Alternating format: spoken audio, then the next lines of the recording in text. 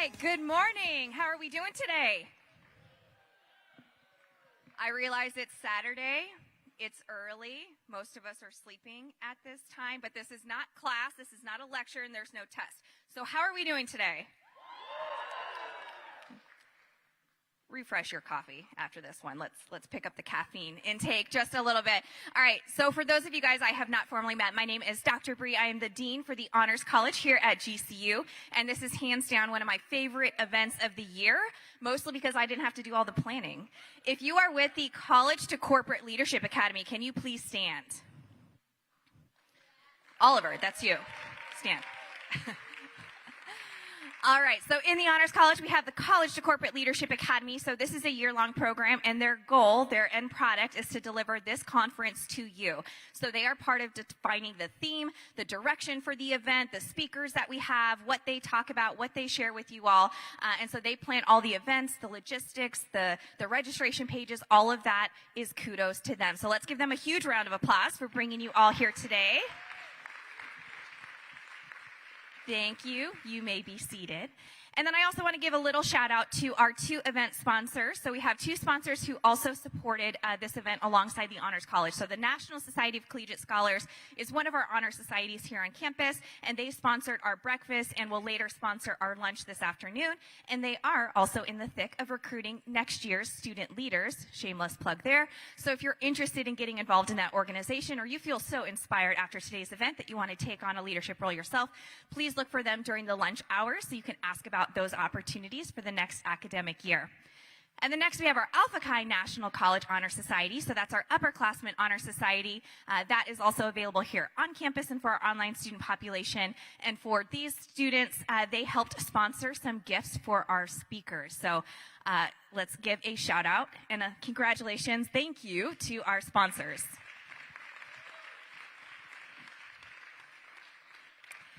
All right, so today's theme is all about permission to fail. And I will preface this a little bit. So when we talk about failure, it's really a lens, right? And it's how we perceive failure. We can perceive it as failure, we can perceive it as a loss, or we can perceive it as an opportunity for growth. We can perceive it as a lesson learned, something to bounce back from, right? So when we say failure, we speak about that because sometimes the word itself is a little bit scary. It's a little bit daunting. What I want to talk real quickly about before introducing our keynote is two things. One is the power of resistance. How many of you guys are a former athlete or you've had to physically train for something in your life? All right, if you want to get bigger, faster, stronger, what do? You train, right? You put physical resistance against your body. You lift weights, you run sprints, you physically train your body to get bigger, faster, stronger. What we often overlook is the desire to push ourselves mentally and emotionally. As humans, we are instinctually trained to resist anything uncomfortable, anything that comes with a heavy risk, anything that we might not succeed at immediately. That's our instinctual response. So when it comes to challenging what we can do, challenging our potential, that is where we grow. That is where we grow the most. But it's sometimes a little difficult to get to that point. The next thing I want to mention real quickly is just potential itself. There's two things we know about potential. So this is coming from a performance psychology point of view here, right? Potential. One, it's near impossible to measure. And two, nobody knows what theirs quite is. Did any of you guys receive a card at birth that said, hey, Ashley, you're going to be really good at this. You're probably going to suck a little at this. Once you reach this point in life, just chill. Like that's probably as good as it's going to get. Did any of you guys get that card? No?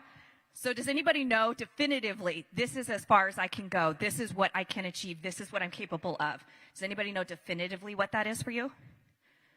You don't know until you test it. You don't know until you challenge yourself. You don't know until you stretch yourself beyond what you thought your limitations were.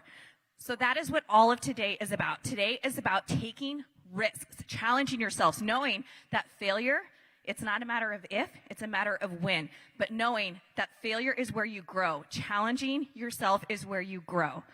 And so with that, it is my absolute pleasure to introduce our keynote speaker because nobody gives this message better.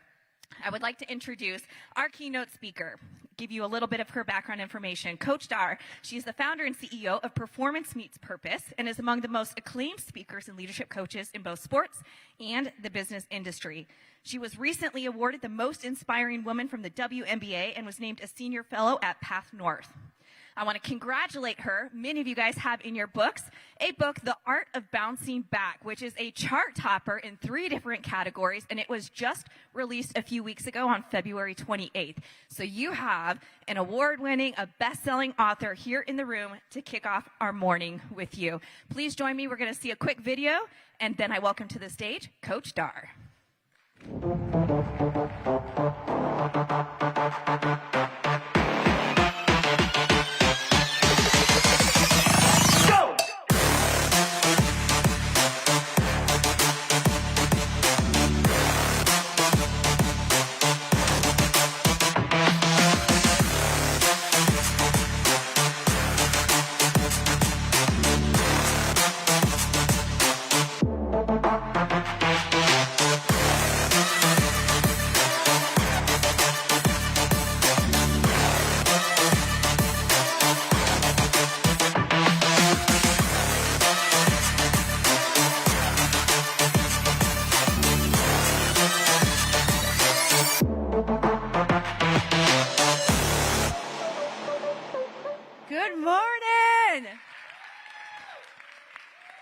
Just that music pumps me up. I don't know about you, but I love music. So, Dr. Bree, you are amazing. Thank you for everything you do, the whole team, everyone that put this together. Can we have another round of applause for all of them that put this together?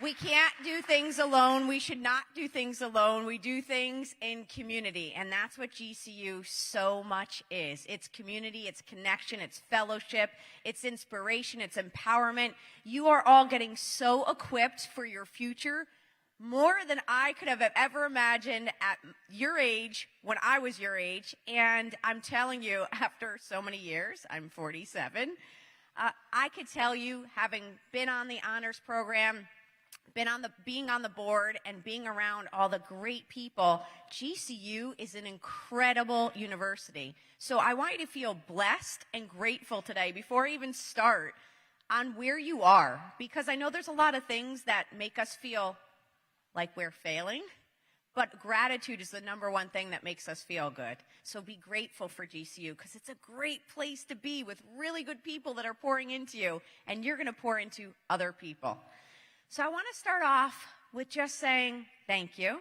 And also, my talk today is going to be about rise. It's about rising up. It definitely gives you permission to fail. It gives you permission, if you trip up, how to bounce back, which is the premise of the book. You know, when I started writing this book, by the way, it was supposed to be a chapter, not a whole book. But God kept giving me material, and I was like, God, I'm good. Like, really, I don't need any more examples. We're good. And then all of a sudden he gave me another one. And while I was writing it, funny thing is, he was giving me examples. He's like, oh, you're writing reframing setbacks right now? Let me give you something that you're going to have to learn how to reframe. I was like, really? Really? So I tell you, you're going to need these tools that are in the book, because it's what's gotten me through life. Faith and the mental conditioning that I've done throughout the years has gotten me to where I am today. So, before I get into talking about this a little bit, I want to give you some background, because so often from today, going throughout the day, going forward, you're going to see speakers, you're going to meet people, and you're going to think, oh my gosh, they've got it all together, they're perfect, you know. No, Lordy, no. Like, no way. No one has it perfect. No one has it all together. No one's like, oh, I got life figured out, check the box. That's just not how this works.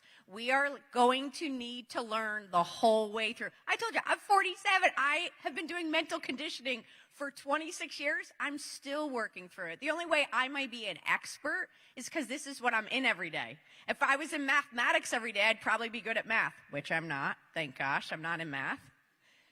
But I'm in an area that I've done for so long, you know, much like our great, I'll take it outside of university, in Phoenix, Devin Booker. He's one of my favorites. Love him like a brother. He's great at what he does because he practices it every day. What you practice, what you pour into, what you make consistent will start to become natural for you, a natural habit. So be careful what you practice because you want to practice good habits, not bad. So let me take it back for a second because before I could teach you these principles on rising up, let me just tell you that I had to do a lot of rising up. And I want to tell you this story. Like I want us to feel like we're in the living room right now, you know? You and I, we're sitting in the living room right now, and I'm taking you into my personal story for a second. Because I think it's important when someone talks to you, you know where they're coming from. Like, you'd be like, Dar, why are you talking to us about rise? Well, because I had to rise from a lot of things.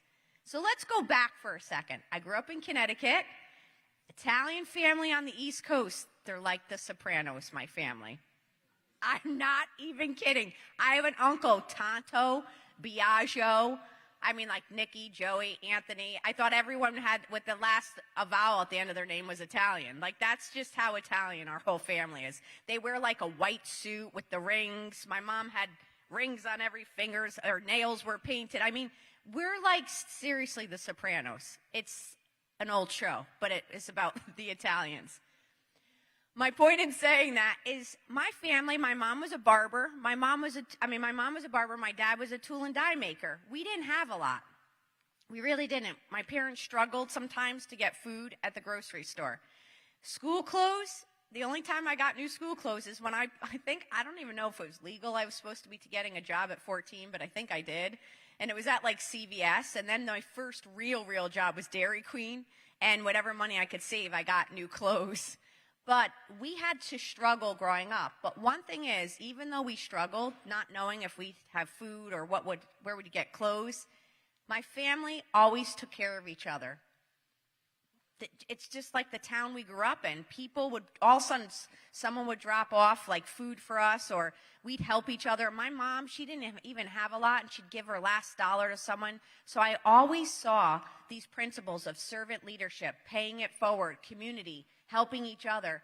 And so while we didn't have a lot financially, we had a lot in community. And I will tell you, that made so much of a difference for me growing up because I didn't feel poor. I didn't feel less than because the community was all around us.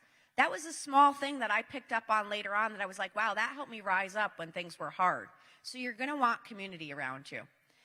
So here I was growing up. I just knew I was going to college. One, I didn't know how I was going to go because my parents surely couldn't afford it, but I knew that I could get either a scholarship or I could get loans. I ended up going off to Syracuse University, and I became an occupational therapist because I always knew I wanted to help people.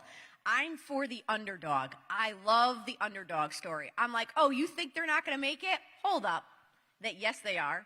They are. You are, we are, we're all going to make it. And I love being in sports now because I help some of the best athletes around the world. And guess what? A lot of them were underdogs. And what they'll tell me all the time is, I had so many people that never believed in me. But I did. I knew God did. And that gave them the fuel to keep going.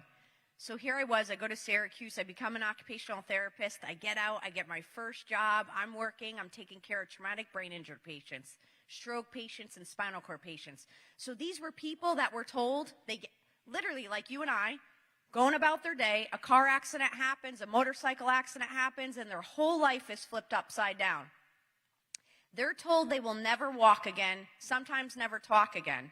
I'm the one that walks in the room and says, while I appreciate the medical advice, we're not buying into that. Because what you start believing starts to become your outcome. So if you really believe it's never going to happen, then you're not going to have the motivation, the mental fortitude, or the energy to keep going. So apply this in your life. That might have been them, but have you ever been told, someone tell you something, oh, it's not going to happen for you, this won't happen, or you've told yourself that. Don't believe the hype. You're either telling yourself if it's wrong or what other people are talking or saying if it's not coming from a trusted source. That's the opinion of someone else. And I'll get to that when we're talking about Rise Up. So here we are. I'm helping these patients overcome the most extreme odds, creating a new normal for them, a new normal, saying you could do that. So I'm their therapist, their coach, their motivator, helping them get back, and we created new normals. We broke barriers that people said were impossible. Impossible, medically impossible. But we did it because we shifted their mindset. I had no idea that was setting me up for all the years of my life going forward. So I want you to know this. You may be going through something today. You may be learning a lesson. You may be learning something in school that's going to literally set you up for your foundation for the rest of what your career is, or how you help people, or how you serve. Never miss the chance of an opportunity to learn a lesson, even in the middle of adversity. So here I was. I'm thinking I'm going to have the American dream. I went to college. I graduated college. I'm working in the hospital. I'm growing in the hospital. I get married. I'm going to start a family. I buy the book, What to Expect When You're Expecting. I'm 25 years old. I think I've hit the jackpot at this point, because from where I came from, this was success. I was doing good. I was growing in the hospital. I was literally paving the way, and I hurt my back. And so I go to a chiropractor. And when I go to the chiropractor, they manipulate my neck. So have you ever seen on TV when you go to the chiropractor, have you ever gone when they manipulate your neck quick, it goes fast? They rip the artery from my neck to my brain. Yeah, that's what I said too. You're like, whoa. I didn't know it right away though. Here's the thing. I go in, they manipulate my neck, they rip the artery in my brain. I go home. Guess what? My back pain's gone. Oh my gosh. I thought about that later. I didn't even think about that then. But my back pain was gone. So I go home, and now I go to work, and all of a sudden I'm at work treating stroke, brain injury, and spinal cord patients. Think of the irony of this. I'm treating the very patients that now I'm bleeding in the brain, and I don't even know it. I'm at work, and all of a sudden the floor flips upside down. The floor's the ceiling, the ceiling's the floor, and I can't see. I literally can't see. It's like, imagine this is reversed right now. You'd go, what the heck is going on? That's what I was doing. So I'm like, whoa. And I'm on the floor, and I'm treating. And I make my way down the stairs, because it was a Saturday. And when I get to the bottom of the stairs, now the vision comes back. I could see again. The pain's there in my head. There's pressure, but I could see. So this is what I do. Hello. Not too much common sense when I say this. I go, oh, I must have a sinus infection. But I'm 25. I don't think I'm the one that's going to have the stroke. I help those that have them. I don't have one. And I'm like, gosh, this must be, I literally go to get like Sudafed. I'm like, I must have a sinus infection. My father comes to pick me up because my husband at the time was working. And I'm like, gosh, this is a headache. Like, this is terrible. Well, long story short on this, it was not a headache. I went to the hospital. When I went to the hospital, because I started to get really sick, nausea, vomiting, dizziness, all signs of a stroke, by the way. When I get there, I say, hey, make sure when I get there, it's first shift and the doctors are there. I tell my husband, and make sure to tell them I'm not drunk and I don't have the flu, because it's 5:30 in the morning. I'm staggering as I walk in, and the lady goes, is she drunk? I go, see, I told you. No, I'm not drunk. Then they're like, oh, you know what? She probably has the flu. I go, no, I do not have the flu. So here's another bonus lesson. Be an advocate for yourself. Be an advocate. I promise you, you know you better than anyone else. Because listen, I'm a healthcare provider as well. They don't know you like you know you, or the people around you. When something doesn't feel right, speak up. It's not right. So what did they do? They sent me home from the hospital, and they go, oh, we did see something on your MRI. This black spot behind your head, it's a tumor. I'm like, wait a minute, what? I have a brain tumor? Now my head goes to all the patients that I took care of with the brain tumor. And I'm like, okay, well, this is what's going to happen. But guess what? They kept masking the symptoms, but they weren't treating it. And I'm like, something's wrong. I found my own neurologist. Good news, bad news. When I found him, he says, Dar, we found the cause of all your issues right now. He's like, when you went to go to the chiropractor and they ripped the artery, you bled into your brain. That spot in your brain is a blood clot now. He's like, but because we caught it too late, we can't get to it. So you're going to need to live with this blood clot, because we cannot operate on it knowing that you could die any day. I'm 25. So it was as if I just got a life sentence, and they said, if this blood clot dislodges, you could die any day. So I was planning to have children. I was training for a marathon. I was very active, and all I got told was, now you will not have children, because if you get pregnant, the child might live, but you're going to die. Do you want to have a child without a mother? And do you want to die? Well, hello. No, I don't want to. I'm like, no. And so, but you're sitting there, and they're like, hey, you were going to run that marathon? Don't train for it anymore, because that's going to increase your blood pressure. You could die. All I kept hearing was, if you do this, you could die. If you do this, you could die. And it was like, no, no, no. And I have to tell you, a switch went off in my head, and I kind of was, I'm a disruptor for good. I was going to say a rebel, but I would say disruptor for good. And I was like, you know what? I respect you all, but I'm not dying, okay? Or at least in the time that I have, I'm not going to feel like I'm dying. I'm going to go live. I'm going to go make a difference. I want you to have that same kind of conviction. Don't wait until someone tells you what they told me for you to go live. Please, go live now. Because, by the way, we don't know when we're going home. We literally don't. No one is promised to get to 100 and then we all go. Like, we don't have that. I wish we did, but we don't have that. So I want to encourage you, rise up. Permission to fail. Go after it is now. It's not when you get this. When this happens, then I'll do it. Do it now. Because we don't know what the time we have. So when they told me that this was how my life sentence was, I was like, well, sugar, let's go live. I no longer had fear. Do you know what I lost fear of? What other people thought. Do you know what I lost fear of? What? If I take this position, what if it doesn't work out? Sugar, I could die. What's my other alternative? This project didn't work out? This person doesn't like what I said? If I was saying it in a nice way, not if I was a jerk. My point being is, here's the thing. If you're doing the best you can every single day with the gifts God gave you, you could put your head down at night and sleep and smile and know, I did my best, God. Like, I did well. And you don't have to be afraid to take a risk. You don't have to be afraid. And by the way, permission to fail, the only way you technically fail is when you give up. There's no other way that you fail. Failure is a mindset. Failure is if I told you you could never fail, you'd go do more. Guess what? You could never fail, because that's a mindset. That's a perception you put on the word failure. If everything you do, you learn from, you've never failed.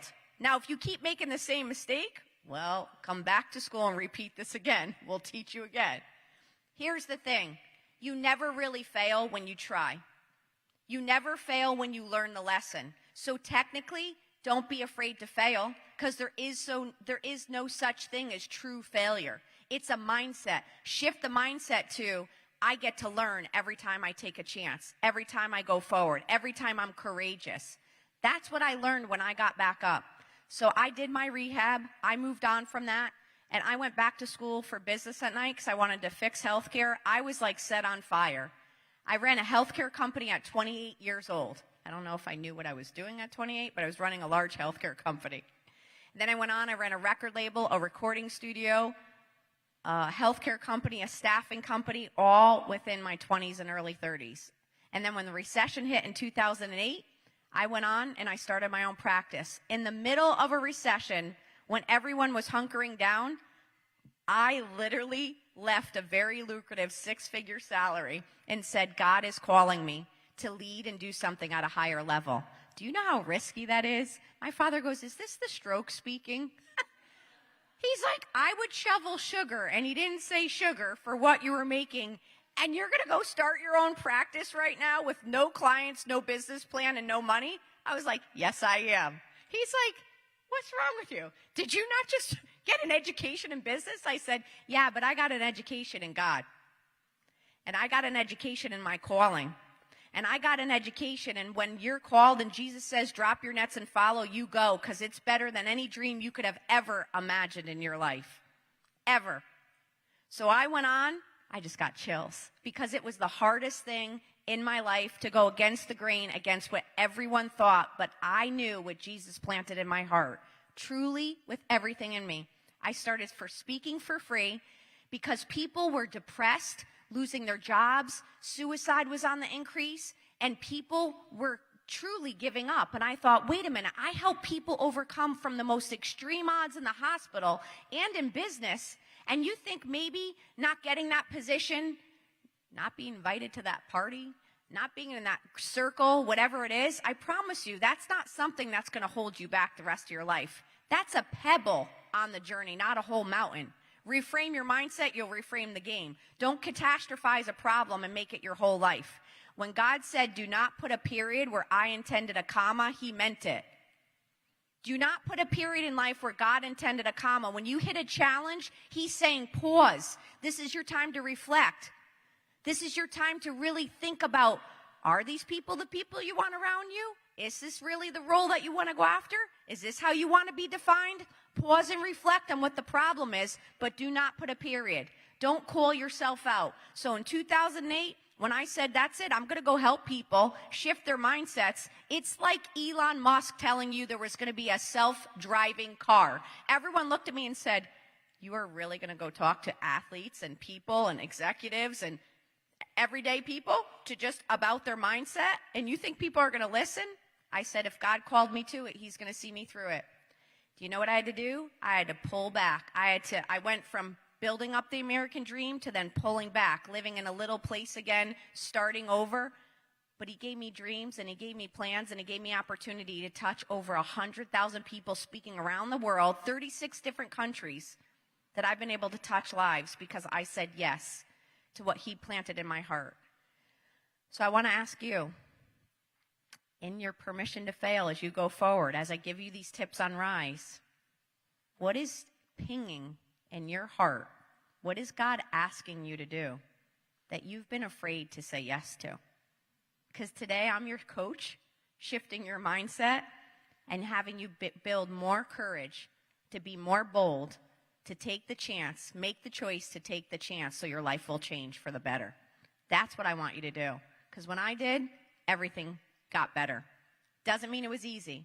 Guess what? I had 3 strokes, not just one. I had one, the second one about 6 years ago, the third one 3 or 4 years ago. I was the Phoenix Suns mental conditioning coach. Traveled around the country with the Phoenix Suns, was doing great, had my 3rd stroke just a few years ago before COVID. It was my worst one. I couldn't speak, walk, move my hands. I was in the middle of writing my book, took it all away, went all away. Got myself built back up, COVID hits. All my speaking goes away. Sports shuts down. I was like, God, are you for real right now? And I'm in the middle of writing The Art of Bouncing Back. I was like, oh, really? Now I have to apply these principles? Yeah, you do. Anything you start talking on, you're going to be held to that standard. You start talking about excellence, it's going to start testing your worth on excellence. You're going to start talking about mental resiliency, you're going to be tested on it. So I'm going to write the next book on abundance. How about that? Longevity, I don't know. Taking it easy, yeah, that's not going to happen. Here's the thing.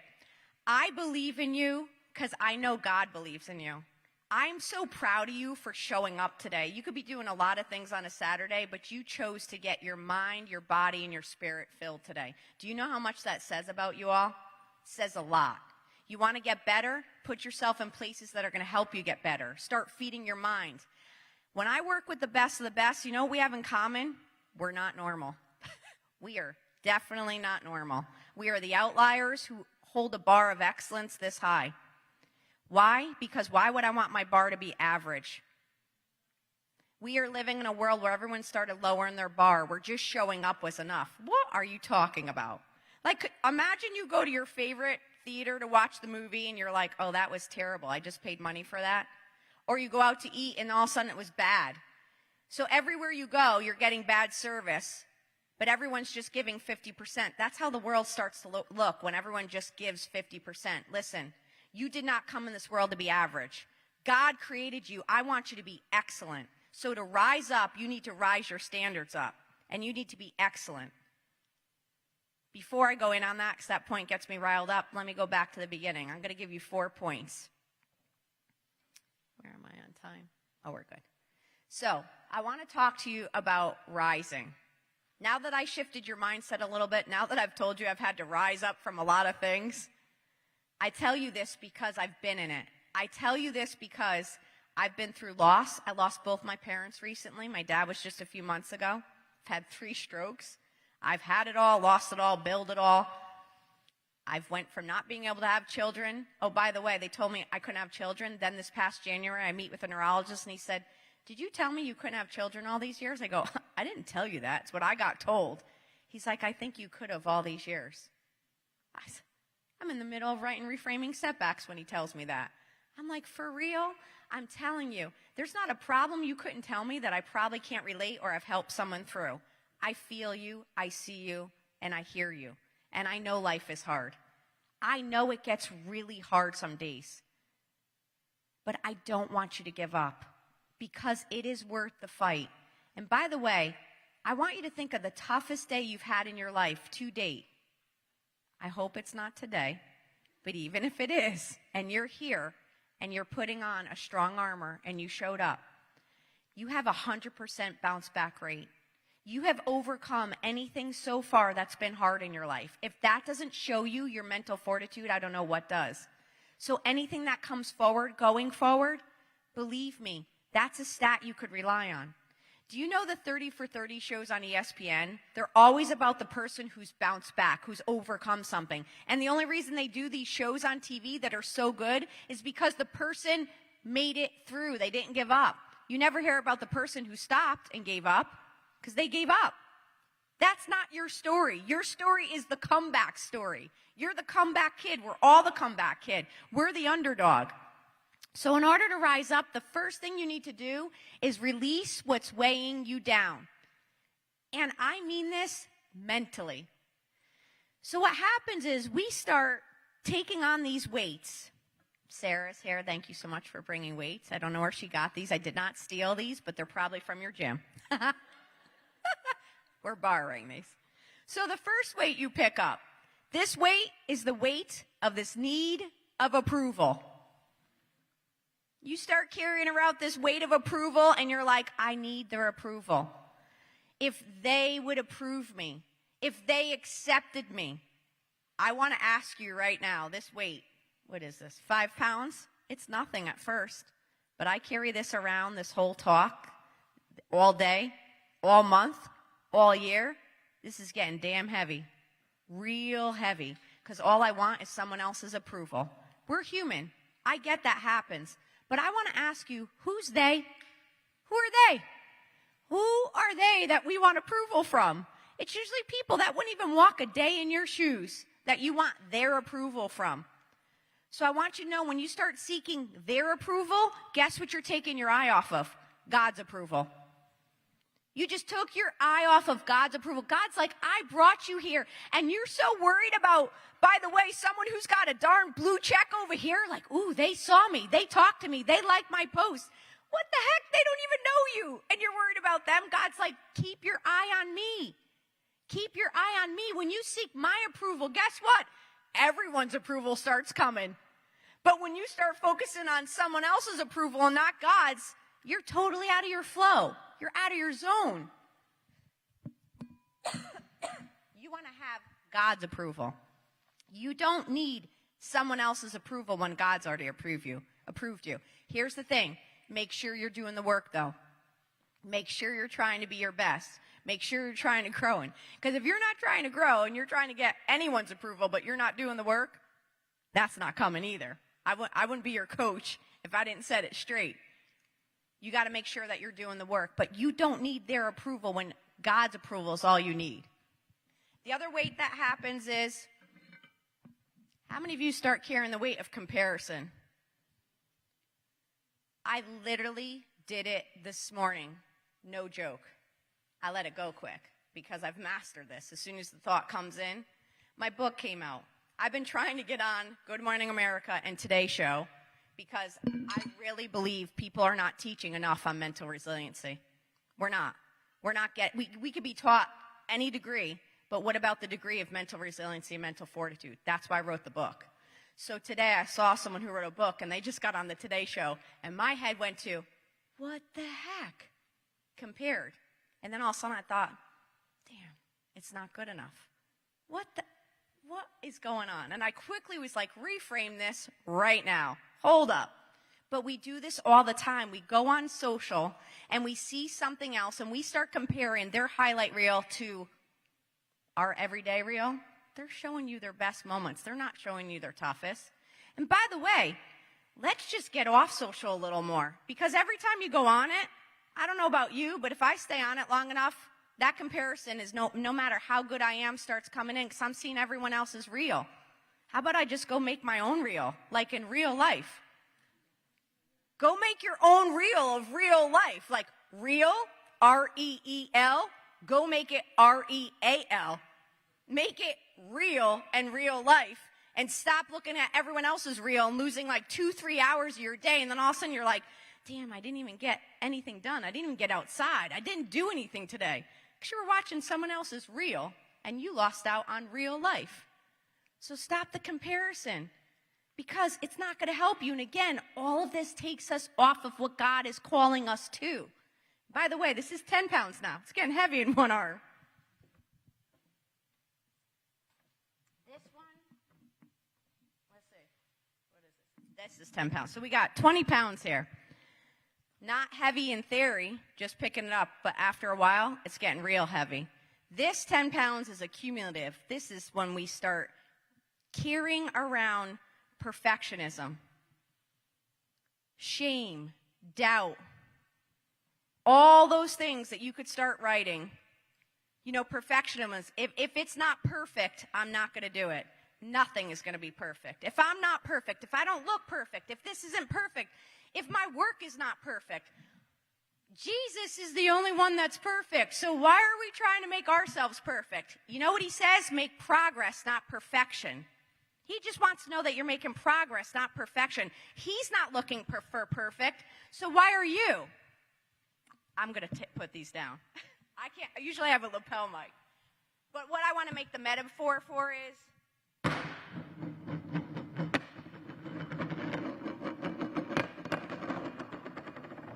that's loud, and I do that every time I give this speech, because that's how much darn weight you are holding. Let it go. You don't need to carry this around anymore. That is heavy mental weight. And then you realize why you start to think, why am I exhausted? Why am I down? Why do I feel sad today? Why do I feel off? I speak funny. I'm from the East Coast. That's off, O-F-F, not A-W-F or whatever it sounds like. But here it is. This is throwing you completely off your game, and you don't even realize that you've been carrying around this weight. Like, my arms feel so much lighter because I let that go. That's what I want your mental health to feel like. I want your mental health to feel so much lighter, happier, full of joy. We are going around a world that says, my friend's daughter who's 16 said, everyone in my school feels sad. I said, why? She's like, Dar, everyone feels sad all the time. Why? Why do we feel sad all the time? Why do we feel stuck? Why do we feel lost? Why do we feel like we're not good enough? Because we are carrying around the mental weights that are hurting our mental health. So guess what? Don't look for someone else right now to help you in this situation. We need each other, but hear me out. Look to God, and then look inward, and start journaling. When you start to feel off, what mental weight am I carrying? Identify it, because if you could identify it, you could release it. But if you can't identify it, it's hard to release it. Journal it. Talk to someone about it. Talk to your friend and be like, hey, check in. I'm off. What am I carrying? And then just by identifying and talking about it, you're like, let it go. Then stay away from it for a little bit. If it's comparison, stay away from it. Social media, get off of it for a minute. Go make your real life so that you could rise up. That's releasing what's weighing you down. Next is igniting the passion. Okay, when I get up here, I'm not trying to come in to light a fire underneath you. That is so limited, because that fire goes out if I just come in and I light a fire underneath you. I'm lighting a fire within you right now. I want to light a fire within you, because if I light the fire within you, if I get that switch turned on, now you're lit from within. That's the kind of lit you want to be. Okay? Don't look at other things to get lit. Get lit by Jesus. Honest to goodness, I am lit within. People are like, what's going on? And I joke around, I'm like, I'm lit. They're like, what is she talking about?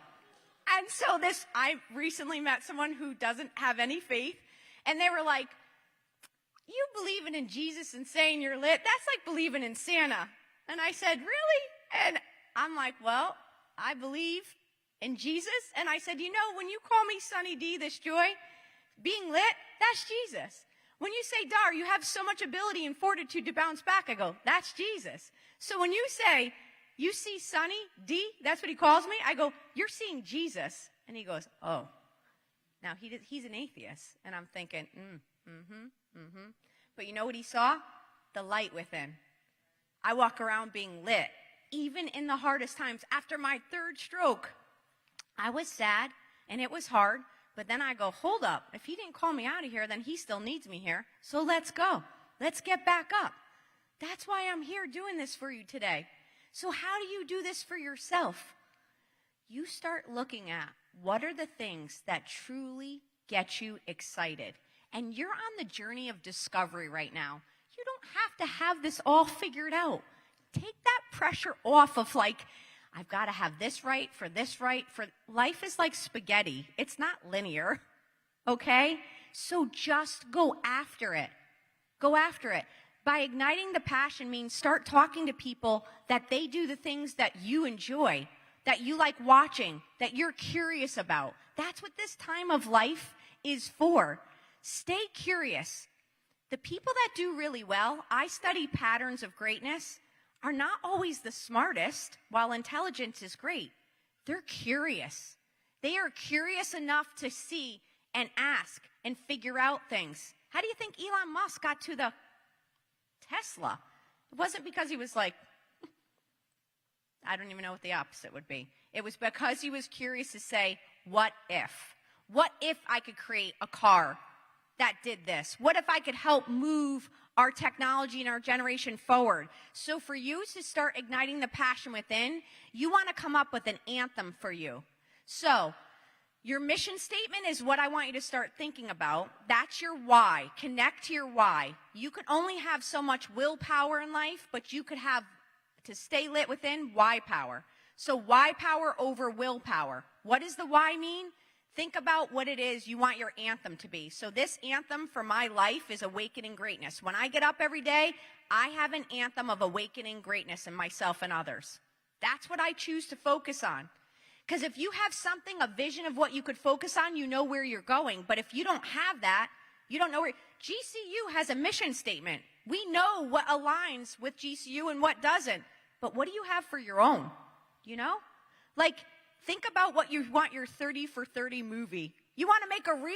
What's the reel's anthem for your story? What do you want to be known for? Courage, love, inspiration, empowerment?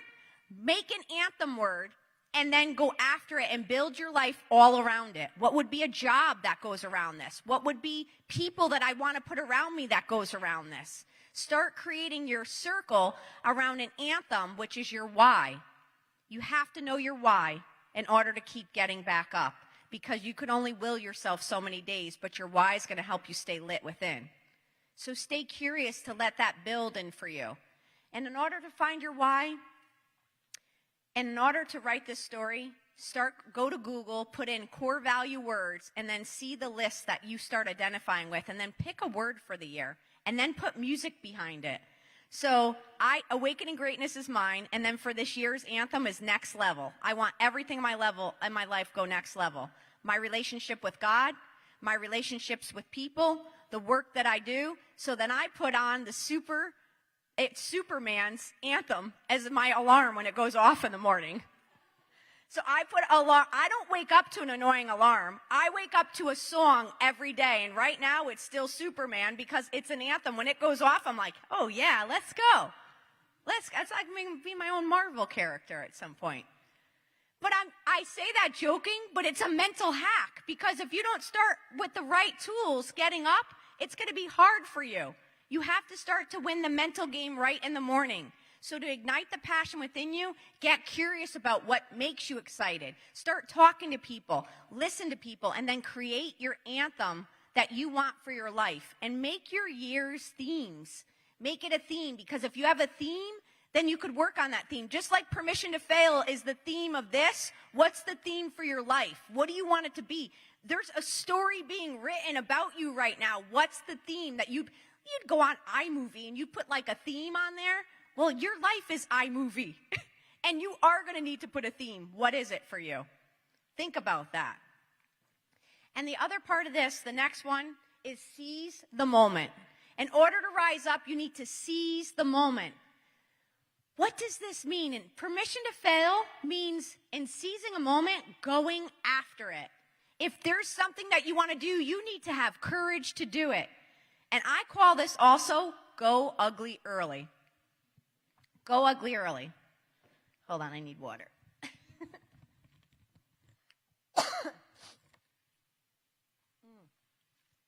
So, when I started, and I left everything. I went from having a team of people running a corporate job to then I started my own practice, and I had to do all my marketing, my advertisement, my sales. I did everything. So I had to learn on Mac how to do my own flyers. They were horrible. When I look back at my first flyers, I was like, this is horrible. When I look at my first speeches, I was like, oh my gosh. But guess what? I knew God was calling me. So he's saying, I can't have you hit a home run if you don't get up to bat, okay? So you have to get out there. This level of perfectionism that we've created because social shows us everything perfect is hurting us. You want to seize the moment. So you have a project you want to do. You have an idea that you have a hobby you want to do. There's someone that you want to talk to. Go ugly early. Say it. Do it. Try it. Because failure is not doing it. Failure is giving up. That's the only way you really fail. So what I want you to do is if you go ugly early, you seize the moment, you have more chances to win. The guys I coach in hockey, I'll say, hey, you can't get a goal if you don't take more shots on goal. So you need to take more shots at life. That's how you win. When I got asked to be the Phoenix Suns mental conditioning coach, I literally got the call from the owner, and he's like, I need you to be down here in an hour with your proposal on so-and-so. Hadn't even met the player yet. I could have easily went into panic mode going, oh my gosh, I'm not going. By the way, my hair was on top of my head. I wasn't even showered. And he's like, get down here in an hour. I'm like, oh Lord, it's going to take me an hour just to get ready to get down there. But instead of panicking, instead of doubting, that was a moment that I'm like, seize the moment. I said yes. I went down there. I became the Phoenix Suns mental conditioning coach. Had I let fear, doubt, comparison, perfection, all of that come into my head, I would have never made it. So what opportunity is in front of you right now that if you said yes to it, could move your whole life forward? But you're letting fear rather than faith block you. Shift that. It's faith over fear, not fear over faith. I'm never going to remove your fear, but I could increase your faith. I could encourage you for that. You sure could. Have more faith over fear. Seize the moment. Say yes to the things that you are called to. And by the way, here's one little tip. Start writing a list down of all the things that you're really good at. Start asking people, and that will start to tell you the direction of where you want some of your life to go. And then when you start writing down what your gifts and talents are, and you start looking at the world's needs, like, hey, where could my gifts meet the needs of someone in front of me? That turns to purpose. And that is cool as heck. And that is where you learn flow state. But if you pick something that's not in your gifts and talents, it makes it harder. Example, I got the WNBA award. I'm 5'2". I can't go play in the WNBA no matter how hard I would want to or wish to. It's not happening. So I'm not going to flow in life if that's where I put my energy. So put your energy where your gifts and talents are. I can help them in mental conditioning, but I can't help them in actually playing. But I assist them in playing by helping their mindset. See how this works? Find your gifts to meet the needs with the niche and the people in front of you. Bring that in that door, and then you're in. But you try to come in a way that's not in your gifts and talents, that creates imposter syndrome. That decreases confidence. You want confidence? Stand in the confidence that God gave you these gifts. I could walk in any darn room, no joke, and never feel like I'm not supposed to be there. Because if God called me there and I'm speaking on what I'm supposed to speak on, I could go all day, toe to toe with someone. And not in a competition. I'm just there I'm lit. I'm bringing God's light. Why am I going to have fear? I'm not. Have that kind of confidence by using the gifts that God gave you. And the last point is elevate your mindset. So this is where I started to get a little turned up and fired up about standards. But I really want you to start elevating your mindset as we close this to rise up on elevating your standards. If you do not elevate your standards and your mindset, it's hard to elevate your life. So, anyone know have you ever watched Kobe Bryant play a game? Anyone, you know who Kobe Bryant is? Okay. Do we know Serena Williams? Yes. Do we know Michael Jordan? Okay. Here's the thing. What those three people have in common is that they have a standard that's up here. That when you go around them, how they think, how they talk, how they show up, it's like this. We're going after excellence, and we're going to hold the standard. We're going to raise the bar. So that when you walked in the locker room, you know darn well, you're like, oh, we're with Kobe? We better step up. Oh, we're with MJ?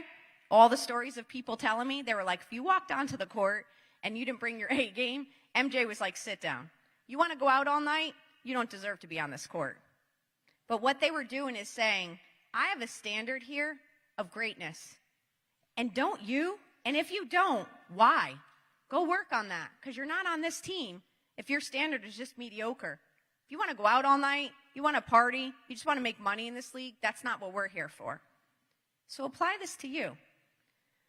Why is it, are you the person when you walk in, your friend circle starts to go down? You start lowering the standard of everyone, or do you start elevating the standard of everyone? So when I walk in the room, people know, Dar's here, we better be on our A game. Not better be, let me say, like, she's going to carry herself at a level of excellence, we better. I don't want my friends to be hurt because of me. I don't want them to start gossiping because they're around me, meaning I'm the gossiper. I don't want them to start speaking poorly of themselves because I'm always speaking poorly of myself. I want them to learn the standard of how to rise high.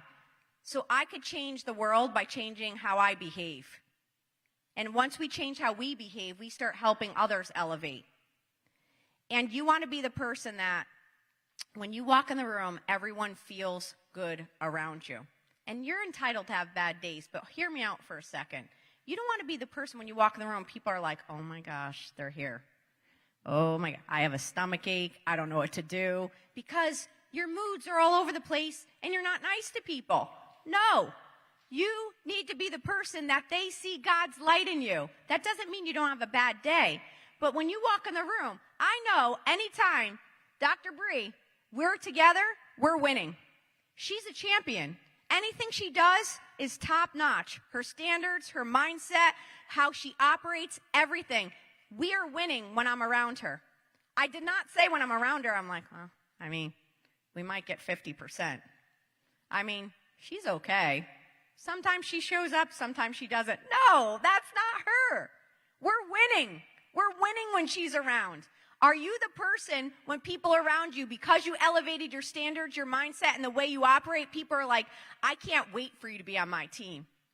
Because when you're around, you're the friend that I feel good when I'm around you. I just feel good. Why? Because you bring joy and light into the room.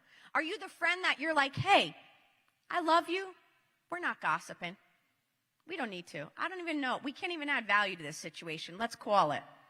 Are you the person when you walk in and you're coming onto the team, everything elevates because you're like, hey, coach just said we needed to do 10, let's do 11. We don't end on 10. We push ourselves a little more. You want to go from good to great in life? Elevate your standards and your mindset. Watch what happens. Why? Because God did not call you to average. He called you to awesome. He did. He literally came in, brought you into this world and said, I gave you a gift that the world needs, and I don't want it to just be average. And by the way, when I say awesome, that doesn't mean you have to go change the whole world. It means you show up in a way that when you leave a room, you left people better than you found them. Greatness is not what you accomplish. Greatness is how you live your life that it inspires others to want to live their life at a better level.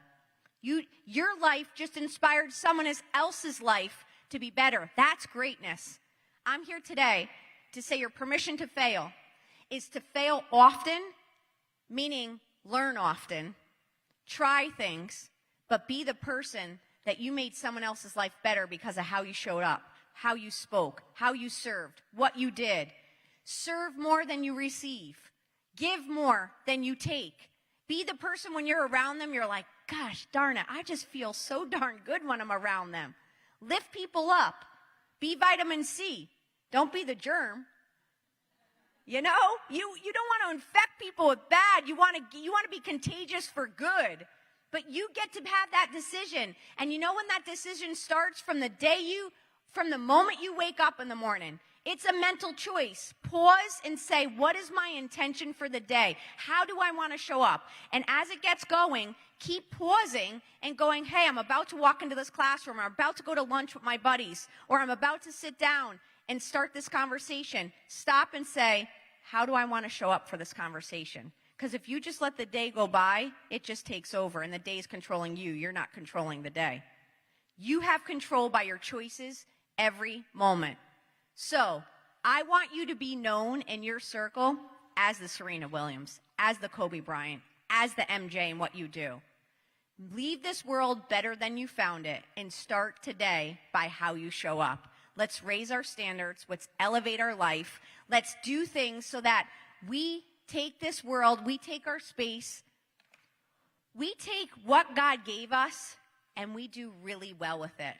So that when we go home, He's like, well done, well done. That's what you want.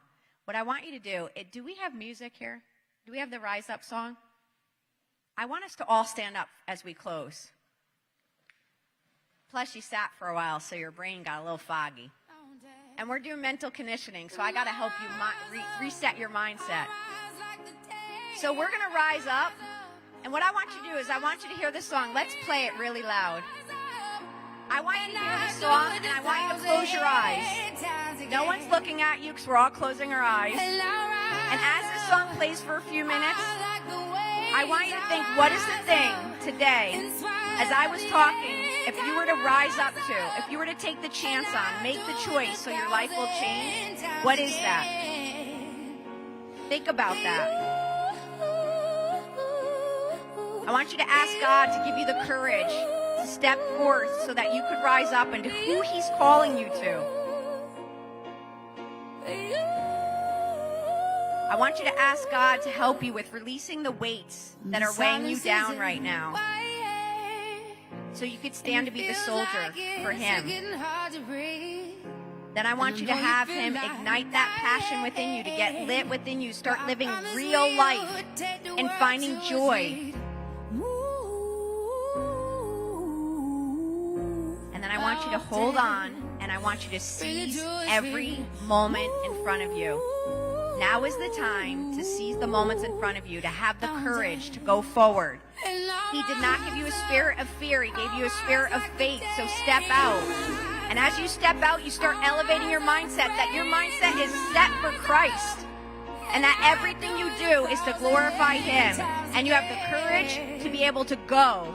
And you rise up with His strength. You're bold and courageous to do all the things that He's called you to.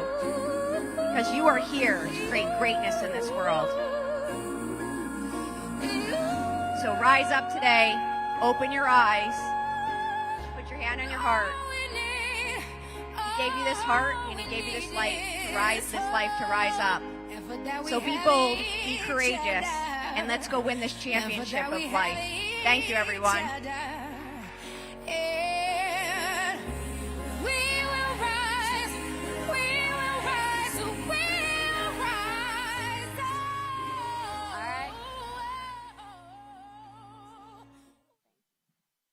Let's stay standing real quick. One more round of applause for Coach Dar. How many of you guys are feeling on fire? Let's go screw something up. Let's go take a risk. We're going to learn. We're going to change the world. One more huge round of applause for Coach Dar. We're so excited she was able to join us here today. All right, so we are right at 11 o'clock. We are going to take about a 5-minute transition period to get our panel set up, which is immediately to follow. So at 11:05, go ahead and find your seats, but there is plenty of breakfast, plenty of coffee, and food in the back. So restock those plates, take a quick restroom break if needed. We are going to set the stage for our panel, and we'll be back in 5.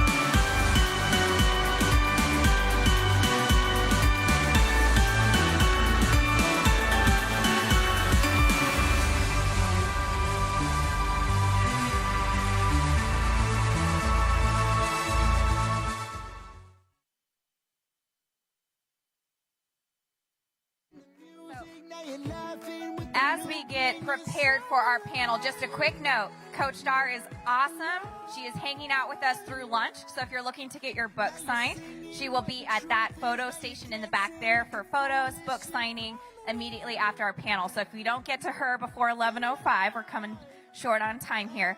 She will be here a little bit longer today. But we're going to get prepared for our panel. So if you can make your way back to your seats, we'll get started here in just a moment.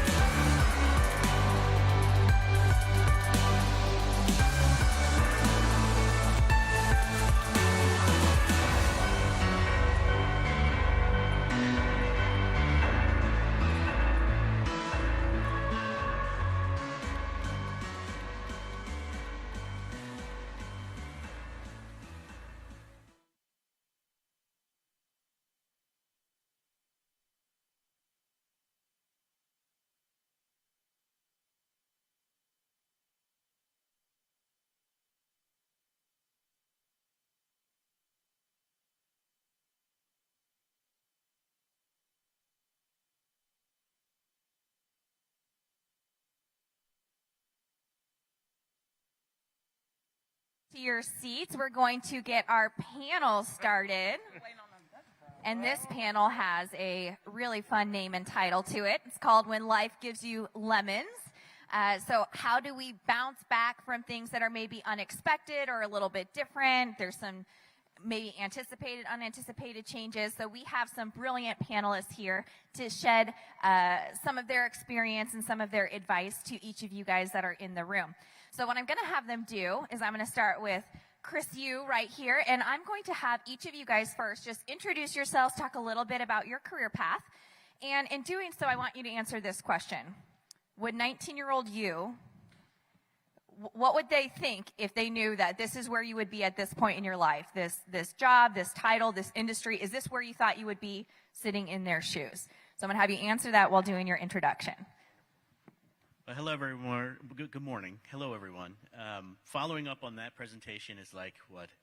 You know, I'm still trying to figure out how do we follow up on such an amazing presentation by Coach Dar. So sorry if it'll come down a bit, but I'll let you know that it'll be worth it for this session. I'm sitting here with some great panelists, and you know, Bree is just wonderful at putting together content for all of you. So my name is Chris Yu. I am 54 years old now, right? So I'm old, not too old, but old. And yet my mind is young, right? I continue to always want to be an entrepreneur and help entrepreneurs grow. So I currently run a venture capital firm. It's called Accelerant Ventures, and we help startups in healthcare and life sciences take their ideas and their solutions that are meant to help people in the healthcare space make it to market and grow. I was originally supposed to be a classics major when I first entered college. So I thought I really loved the classics. I really loved... I'm sure that's normal. That was a sign for me to hurry up and make it more exciting for you guys, right? It's like, I didn't plan that. But you know, when I got to college, I think like all of you, I thought, you know, there's so much opportunity and there's so many things going on. What should I do to find out what's my purpose, right? And I went through college, and at 19, I thought, well, maybe classics and the study of history is where I wanted to go. So I then became a history major. And as I was studying history, especially American history, I started to feel like there has to be more. There has to be more for me to do. There has to be something for me to really challenge myself. And that's where I got excited by some of the latest science that was coming out about biology and how our bodies work. So I decided, well, maybe I want to major in biology. So I started out majoring in classics, then history, then biology. And when I became a senior, I didn't know where that would lead me. And yet I had this feeling that there was some higher purpose there, something calling me to do something more. And I think that's something you need to listen to in your own heads as you're trying to think about your careers and, you know, where I'm going to go after college. I mean, right now, the purpose is to explore, right? And that's what college gave for me, is a purpose of exploration. And I think what you'll hear hopefully today from the panelists, all of us have gone down different career paths, but it's that exploration that really gave me some inkling as to what I want to be and what I want to do. So I stayed in the healthcare field because biology continues to be something that fascinates me. I think there are tremendous discoveries ahead that some of you will be part of. And I would like to say that one of the things that drove me down the path was learning the things that I'm not good at and thinking about how to incorporate failure into the process of learning and growth. So we'll come back to that, I think, a little later. I just wanted to plant that seed in your heads to start. Hello, everyone. My name is Sam Bradford. Gosh, life gave me lemons pretty early on. Came from a broken home, never went to college, barely graduated high school. I did a lot of manual labor to start out. I always had a heart for young people, and so I always would volunteer as a youth pastor. And I did that for 7 years. when finally, like, I got the invitation to be a full-time youth pastor. I thought my whole life was complete. I was so excited. I couldn't believe that I was finally having my dreams come true. It was the hardest thing I've ever done. I didn't have a lot of support. I didn't have a lot of things of that nature. I was just confused and scared, and it didn't work out. It failed miserably. And what ended up happening is I found a leadership podcast that just lit my soul on fire. There's no other way to describe it. It was like a lightning bolt. I got just addicted to listening to this leadership podcast. I would read any book that I could find on incredible leadership, and I just became a student of that game. Through the podcast, I ended up hearing Dutch Bros, the founder of Dutch Bros Coffee, get interviewed. His name was Travis Boersma. I thought, oh my gosh, this place sounds incredible. I need to find out where they're at. They were a few miles down the road, and I went out and I spoke to them. I said, hey, would you come talk to my leadership team at the church about growth, about culture, about what you guys do? They said yes, and I made one of the craziest decisions after that. They came and spoke, and I remember walking out of the room that day and going, I don't know what in the world I'm going to do, but I'm going to work with Dutch Bros Coffee. And I remember going home and telling my wife and saying, hey, what if I quit my full-time job, and what if I went and started working at Dutch Bros? It was nuts. I left a salary, I left like benefits, everything. We sold our home, and I started as a broista at 30 years old. 7 months later, I became the director of people development. It's what I was born to do. And I just want to speak to you just for a moment of like being young and not knowing. That's amazing. That's okay. Give yourself a break. I didn't figure it out until I was 30. So if I go back to 19-year-old or 19-year-old Sam, he would be so dang proud. I honestly think he wouldn't believe that it was possible. He probably would think, there's no way, you can't do that. You're not college educated. You don't really have any experience. But I found a passion that just wouldn't stop. And there's a quote that I'll leave you with. It says, don't ask what the world needs. Ask what makes me come alive, and go do it, because the world needs people who are alive. Thank you so much, Sam. Good morning, everyone. I'm Shelly Slosher, and wow, my story. At 19, I was in college. I was a freshman at Cleveland State University. I'm from the Midwest. And I thought I was going to be a nurse.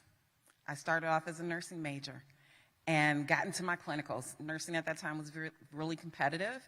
And so I got into my major and got into my clinicals and found out that that wasn't the career or the passion I had or what I thought I had for myself. And so with my grandmother, one day I was driving home, and my grandmother's house was on the way to my home. And I saw her out there doing her lawn, and I'm in tears because I finally made a decision. This isn't what I want to do. I've worked hard to get here. What am I going to do? I'm a sophomore in college. I'm spending a lot of money to try to get this degree. And I'm first generation, right? So I didn't have money to waste with a major shift. And so I went and I spoke to my grandmother, and she said, you've always been an educator, Shelly. In Sunday school, you worked with the kids. Vacation Bible school, you're working with the kids. You're an educator. She said, look, don't worry about the money. She said, you're going to have to pay for your education one way or the other. So she said, I'll pay for one class. You take an education class, I'll pay for it. Now, my grandmother washed laundry at the hospital. That's what she did as for her career as a working mom in the 60s, 70s, and 80s. I think she retired in the 80s. And so I did. I took an education class, and I found that I loved kids. And so I found myself switching majors and saying, I am going to have the grit and the determination to get out in 4 years. Graduation was in May, but I graduated in 4 years in August. I had to take a summer class with a major switch. But it meant that I had to do a little extra hard work, right? But I found my passion with those kids and working with kids and switching from nursing into elementary education was great for me. I found that I could be myself. I loved what I did. It didn't feel like a job. Going through my major, going through my practicums, it didn't feel like a job. And I was like, I want to do this the rest of my life. I'm going to skip forward. My first teaching job, I'm in Columbus, Ohio, and I hear this woman. She's the superintendent of the Columbus Public Schools. And then 21-year-old me said, that's what I want to do. And I've been on the road towards the superintendency ever since. That is my goal. And I'm going to talk a little bit later on. I haven't reached it yet. I'm 45, but I'm still working towards that goal. And so you never give up. On your tables, I cut out this morning some bookmarks for you. Reset, readjust, restart, and refocus as many times as you need to. I live by this. I'm in that season right now. I'm readjusting because my passion is still to be a superintendent where I can affect policy and make change for kids in the public school district. So. Thank you. So we have some incredible panelists here with a wealth of experience and knowledge to pour into you guys. But I'm going to ask you guys a quick question. How many of you guys would consider yourself planners? How many of you, like me, consider yourself type A, hyper-obsessive, like over-stressed, over-anxious, need a lot of predictability in my life, and please, for the love, don't change that? My people. All right. So when it comes to transitioning out of college and into that first job, I work with a lot of students, and I often hear and I feel from you guys just the anxiousness around that first job. What if it's not the right industry for me? What if it's not the right role? What if I pass up an opportunity I didn't even know was an option because I wasn't even looking or asking the right questions? And there's a lot of weight around what if my first step is not the best step or even what you might consider the right step. What advice do you guys have about making that first jump, that first leap of faith out of college into the workplace? And do you have any experience of, I know, Sam, you just mentioned re-careering, right? Re-careering being 7 years in. So what advice do you have? Chris, we'll start with you. So I also wanted to point out, I picked this up off the table, Shelley, because when I looked at it, the prefix re, right? Re is so important. And it's that aspect of you can do it over again, right? If you try something and it just doesn't fit you, try it again. I actually decided maybe I wanted to be a lawyer. So I applied to law school. I sat in on some law school classes and ended up saying, no, that's not for me. Not for me, right? And yet, you know, when you're a type A personality and you're a planner, you have this kind of path that you've set for yourself. But you have to realize that, you know, resetting, re-evaluating, these are all things that you should do every day as you go through your path in life. And I think that for me is when I think back to the 19-year-old, you know, what do I want to think about of my future and where did I end up now? There is no way to have predicted where I am now. And I don't know where I'll be 5 years from now. That's okay, right? I'm going to keep readjusting. I'm going to keep going in different directions until I find the ones that, you know, feel right inside. And last point I'll say is Coach Dar was saying, you know, real, right? Although it's not the same as the prefix re, but there's that realness and you'll feel it. And I think that you follow that purpose and that guide, and it may come from God telling you what you need to do and what you need to follow. Always readjust, always evaluate, use the word that prefix re in front of things, and it'll work out. Thank you so much, Chris. Yeah, I would say just go for it. Do whatever's in front of you. One thing that's super important that I want you to listen to and hear is just connect with the people that you're with. Don't think like, oh, this person's nobody. Look at every single person you're with and connect. You just don't know who's going to open up a door for you, who's going to take you somewhere. Steve Jobs said, when you're standing at the beginning of your life looking forward, it looks like chaos and confusion. And then you get like halfway through it, and you look back and you see all the dots connecting. Oh, I worked this construction job where I worked with this guy that introduced me to Dave Ramsey. And when he first told me about Dave Ramsey, I was like, who the heck is Dave Ramsey? I don't care. Then I find the Entre Leadership podcast that introduces me to Travis Boersma. And then I work for Dutch Bros Coffee. And then because I work for Dutch Bros, I actually get to meet Dave Ramsey and talk to him a little bit. And then that leads to another thing that leads to another thing. Be curious and just be open. And nothing is below you. Nothing is below you.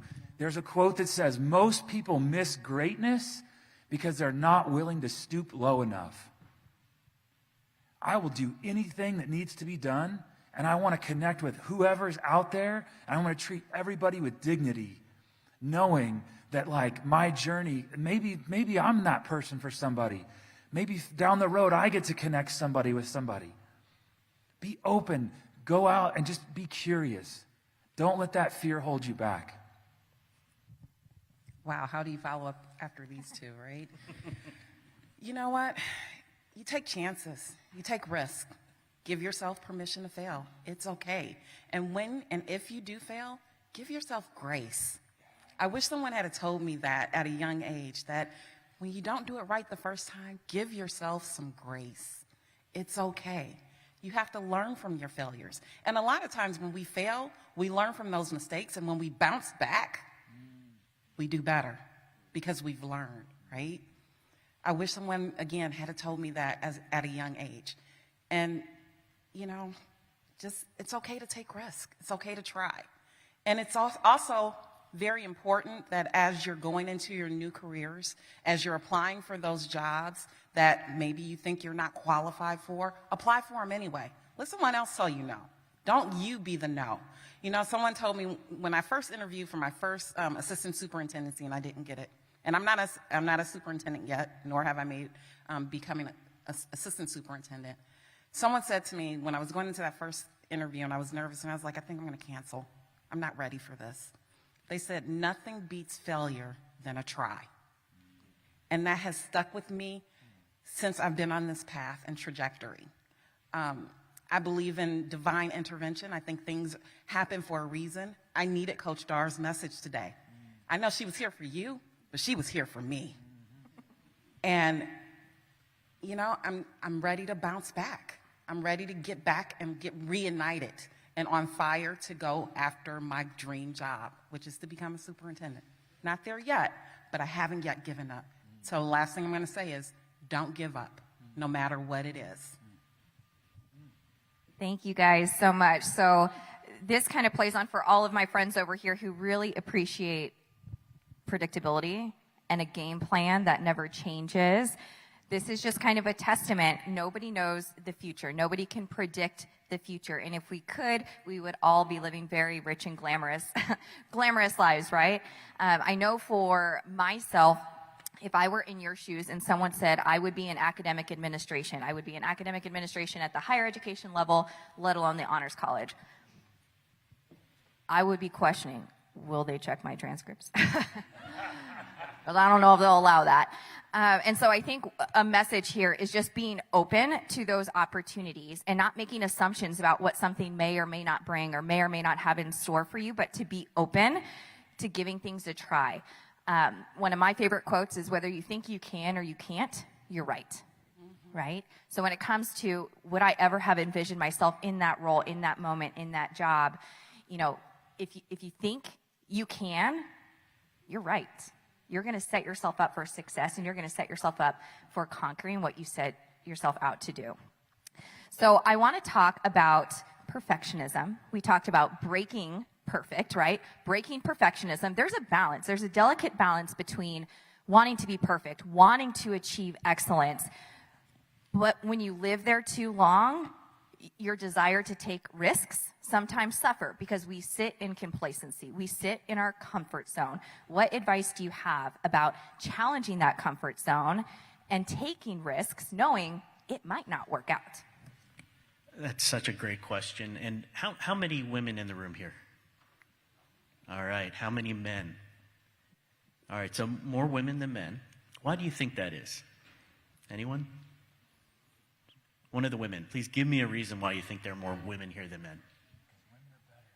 Well, women are better. I heard that one. Okay, so what else? Any other thoughts?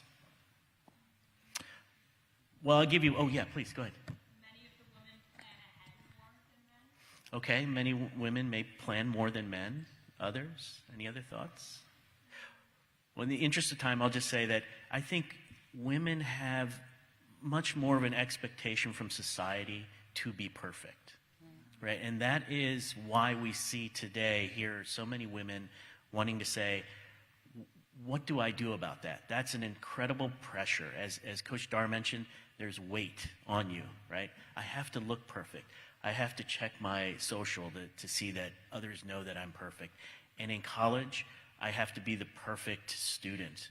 Now, the reason maybe there are less men here, this is just my own personal bias, is because we are, some of us are stereotyped as being, it's okay to be kind of slacking off, right? It's like, it's okay to hang out on the couch. It's okay to not necessarily be perfect with your makeup, be perfect with your, how you carry yourself.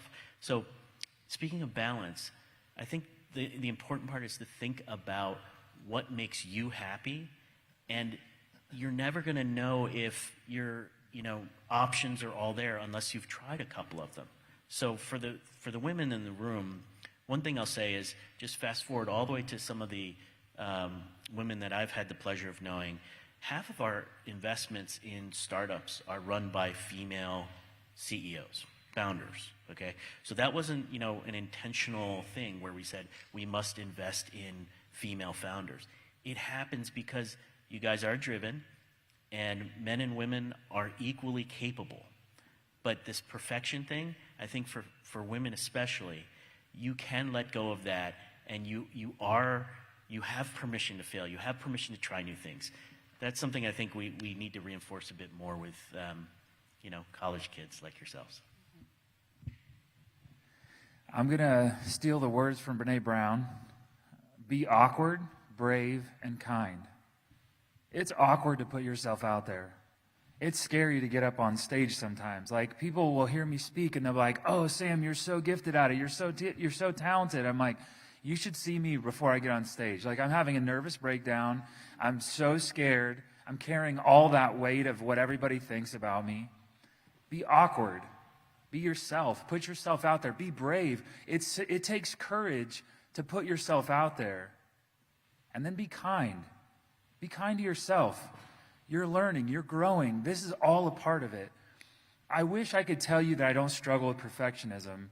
It's why I have an Instagram, but I don't post on my Instagram. It's because I'm afraid of what people think about me. And so I just want you to know I still struggle with it. It's still there. It's still a battle that I'm trying to overcome. But I'll tell you this, there's never a moment where I've put myself out there where I walk away going, I wish I wouldn't have done that. There's never a moment where I share my story from a stage that I don't get people that come up to me and say, "Thank you for saying what you said. It really impacted me." Be brave. Be awkward. Be kind. Those things are they're gonna take you places that you've never been, and they're gonna take you places where you couldn't dream of getting. And I want to just say, it's so important to just realize that, like, there's this guy, Zorro the drummer. They interviewed him on Entree Leadership. He said, "There's nothing that I haven't at first failed at that I didn't eventually succeed. There's nothing that I wasn't first met with failure and rejection." And so just push into those things. Know that if they don't like you, if they're not for you, then they're not meant to be with you. Just keep going until you find your people. I love that, Sam. Keep going until you find your people. I suffer from perfectionism too. I'm a grant writer, and a lot of times grants are very competitive, and nothing brings you down quicker than being denied money that your district or a client might need. It's taught me to, one, give myself some grace again, and that I don't have to be perfect. As Coach Dar said, the only perfect person that walked this earth is Jesus. I strive to be like Jesus, but I'm not Jesus. And so I've given myself the grace to fail, and I've given myself permission to fail, but I haven't given myself the mindset that this is where it ends. You keep going, you keep pushing. When you're not perfect, you keep going and you keep pushing. You go through the grit, you find your grit, you pull yourself up, and you keep going. Sometimes it will require that you cry. Give yourself those moments. You can have those moments of, I didn't do what I expected to do. But then, as my mother would say, gird up your loins and get going. Okay? You don't have to be perfect in order to get to where you want to be. Can I add to that Yes, one more absolutely. thing? Which is, I think all three of us are displaying something that I actually only learned recently, which I feel like, speaking of perfection, why didn't I learn that more earlier in my life? But throughout life, you're going to learn. You're going to make mistakes. You're going to fail, but you get back up. It's being vulnerable, right? Don't be afraid to be vulnerable. Share the stories with each other that don't show that you're a perfect person. They show that you're a human, that you strive to be like Jesus, that you strive for bettering yourself. But none of us will ever be perfect. That's the reality. None of us will ever be perfect. It's how you get there. It's how you learn to pick yourself back up, and your people, how you feel amongst your friends and how they support you. I think along those lines with balancing perfectionism and also vulnerability, I was having a conversation with some colleagues at a prior conference that we were at, and being younger professionals, they were asking, why is it so hard to ask for help? Why is it so hard to say, I don't know this yet? And for many of us at the table, we're young professionals. We've been trying to pave our path and work our way up the ladder and get where we're trying to go. And we've had to work so hard to prove that we can. So to stop and say, I can't, feels like failure, right? It feels devastating. But I should be able to have a resource. There should be a person I can go to kind of under the table and be like, tell me how this is done, do this spreadsheet for me, do this math for me, whatever it might be. But it's kind of, it takes a little bit of a hit. You're like, but I've worked so hard to know everything, so it's hard to admit I don't. What advice do you guys have when it comes to asking for help, right? Because that is sometimes, we talk perfectionism, we don't want to go there. We want to know that we are capable of finding the answers, finding the information we need without having to raise our white flag and say, this one I just can't do. So I noticed many of you are taking notes. So, you're kind of trained to take notes. Why do you take notes? Anybody have an idea of what the reason you take notes is? Yeah. Perfection, right? Yeah, I think it's this concept that I'm not going to remember what I just heard, right? And Coach Dar got you to get up and think and really meditate on what you just heard from her. You're not going to forget that, right? But you're writing it down because you're afraid you're gonna miss something. You're afraid that you won't remember it. There is this study that says, by writing things down, you remember it better. That's true. I believe that's true. But it's okay to say, hey, I got a lot out of that conference or that presentation or listening to that person. What did you hear? Right? And I learned so much more from asking others about their perspectives and what they learned and what they heard. In a way, that's me asking for help, right? I'll ask later, what do you think of the presentations? What'd you learn? What did you capture from today? I'm asking you for help to tell me things that I should pay attention to, and that may very well affect, where I go, that I don't know today. So to me, I think it's always asking the people around you to tell you what they heard and listen to that word and spread that word. When I was young and I was the youth pastor, I just had this complex of I've got to be great and I've got to figure it all out myself. Newsflash, I couldn't do that. I am talented at a few things. And then there's a whole lot of things that I'm really not talented at. And one of the nuggets that I learned from the leadership podcast, from the books, is that I am not alone, I'm okay, but together I'm unstoppable. And so I need to surround myself with a team of people that are phenomenal, that shore up my weaknesses. We all have weaknesses. And we all have incredible strengths. And I think it's a weakness to think that you can do it all on your own. One of the books I read said, none of us is as smart as all of us. And so just having a community of people around you that are excellent, that you can lean on. Tom Rath said, great leaders are not well-rounded. Great leaders are sharp. Teams are well-rounded. So get it out of your head that you're going to solve all the problems. You're going to figure it out. You're going to be able to carry the weight by yourself. It's not true. You're going to surround yourself with amazing people. And the other beautiful thing about that is I need my team. Like, I need them to show up, and I need them to be excellent. That incorporates them as like, we get to win together. We get to celebrate together. That it's not just Sam did something amazing, it's that we did something amazing. One is too small a number for greatness. I love that, Sam. You know, asking for help for me initially had been a struggle. And as I transitioned into a new role, from being a school leader into district leadership, I found that I was asking for help for a job that I really didn't have much understanding around. And so I had to ask for people, and I had to ask my predecessor for a lot of help. One of the things that I found that was helpful to me was finding a mentor to encourage me when I felt as if I was not doing those things to the level I wanted to do things. I needed a mentor who was going to pump me up and say, you can do this, you got this.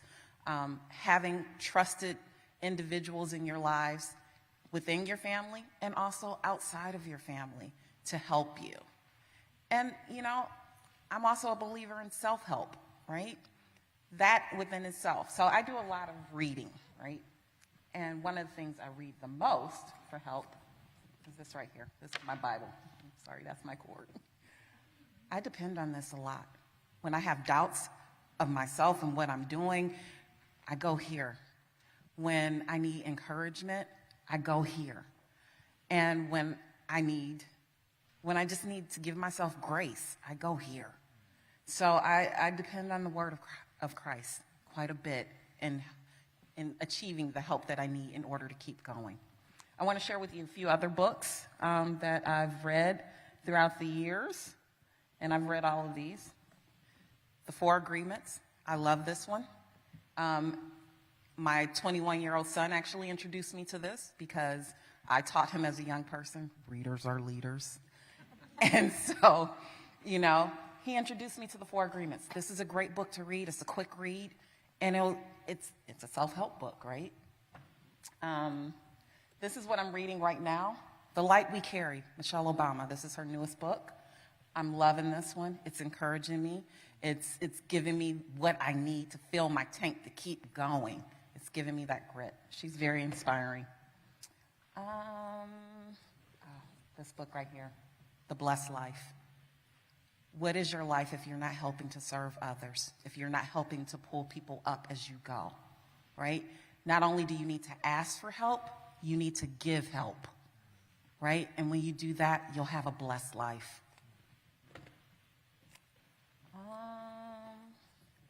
When I was struggling with leadership or finding leadership as a female in a male-dominated arena of education, because most district leadership is male, I got this book, See Jane Lead, 99 Ways for Women to Take Charge at Work.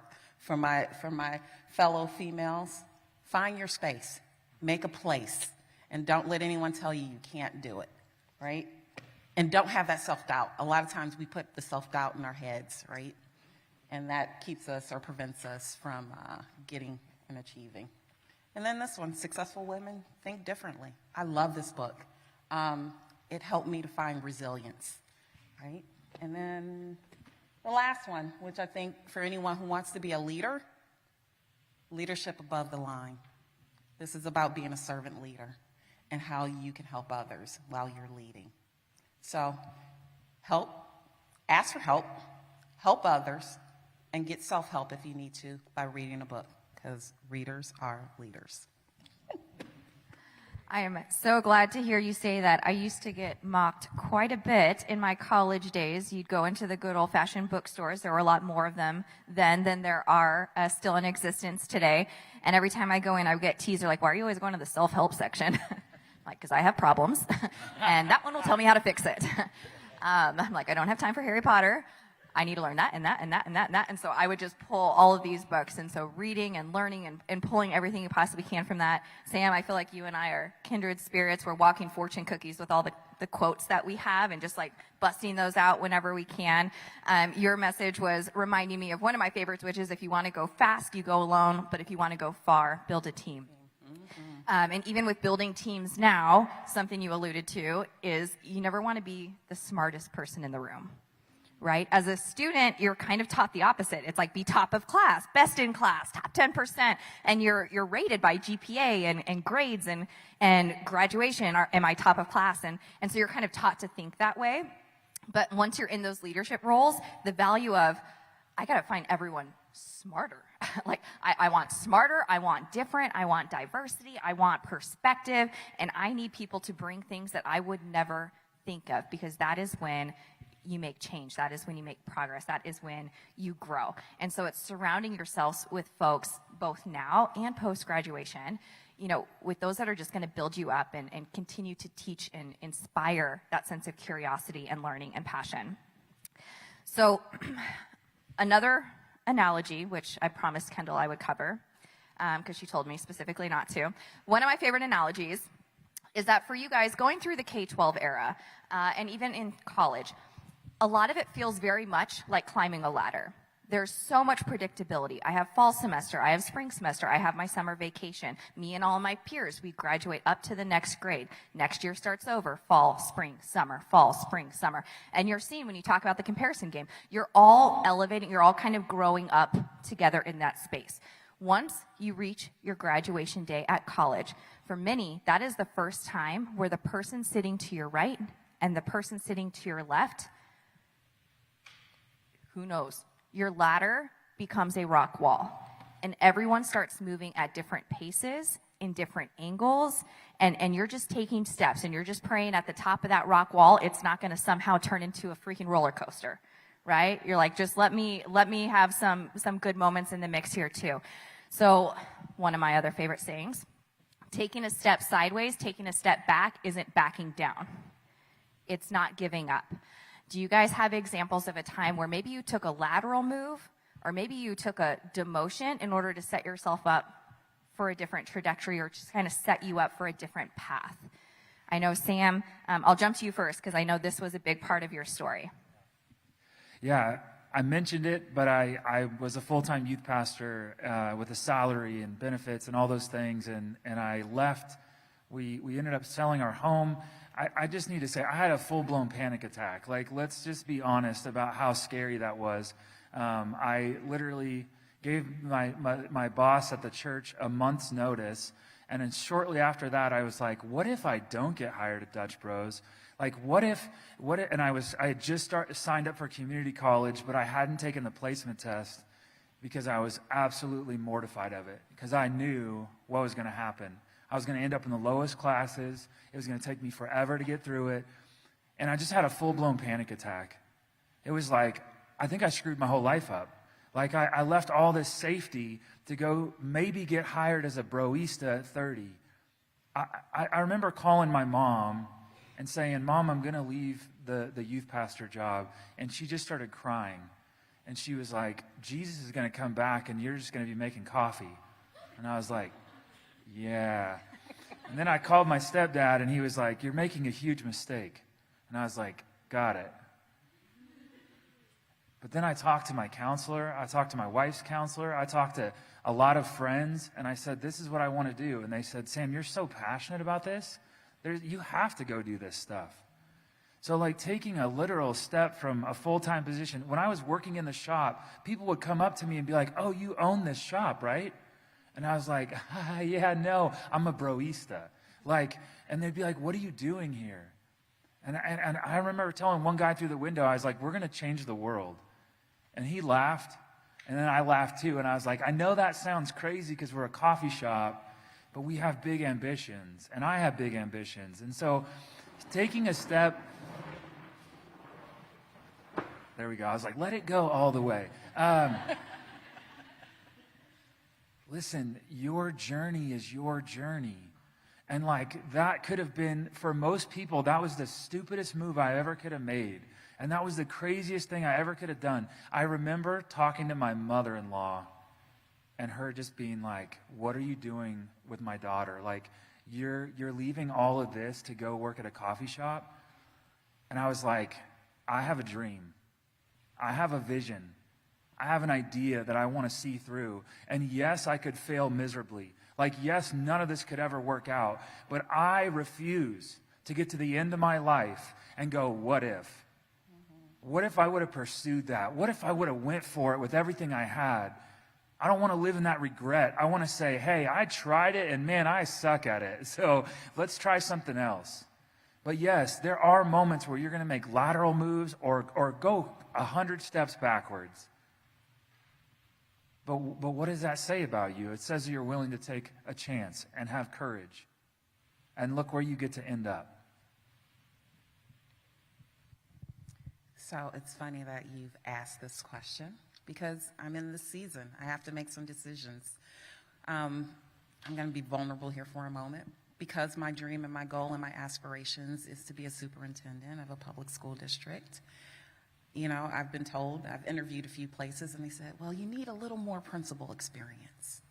Now, I was a principal of a small school for about 3 years before I was asked to come to district office. And I'm in this conundrum right now. Do I take a step back? Do I go back and be a principal, or do I pursue something else? Do I choose to say, maybe I give up the dream, and maybe I pursue something different, or do I take this move back so that I can go forward? That's where I'm at right now. And I don't have an answer as to what's going to happen. But I do have faith, and I depend on my faith to lead me to where I'm going to be.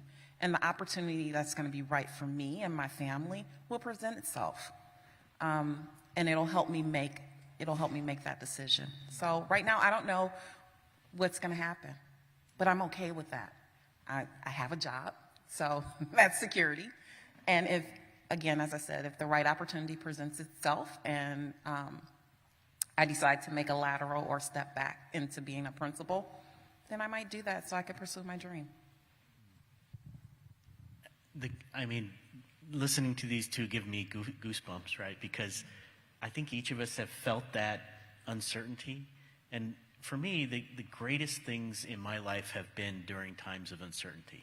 I don't know what's going to happen, but being open to any possibility, that mindset of saying, it's all right, I may not do well here, I may not do well here, but I'm doing well here.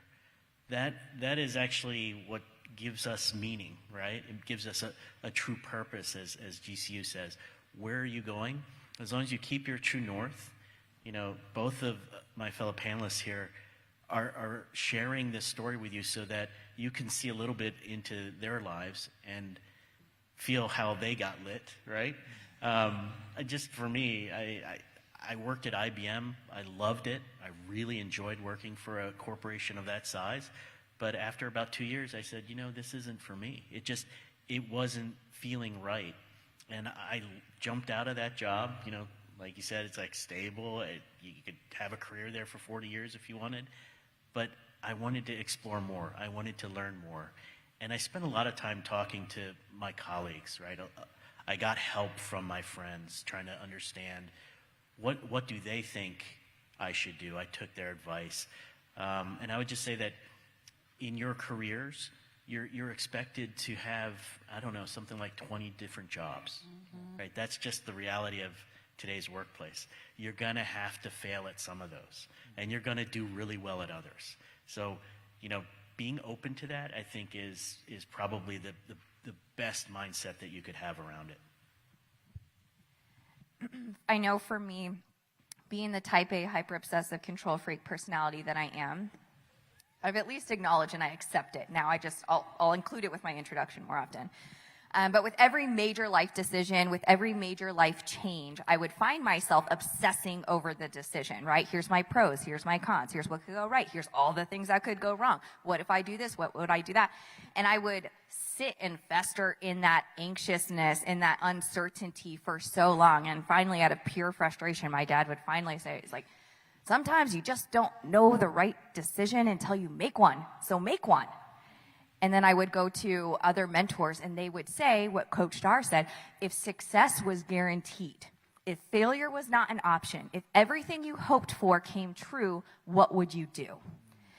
And it's having that positive outlook, that positive lens, knowing that it could be everything you hope for. When you're there, if you realize it's not, sometimes that's exactly the case, and we make the next best decision from that point forward.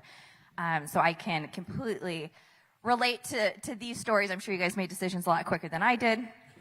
Sometimes this was like a 6-month, decision-making process with a lot of charts and graphs and, algorithms, and eventually it all sorted itself out.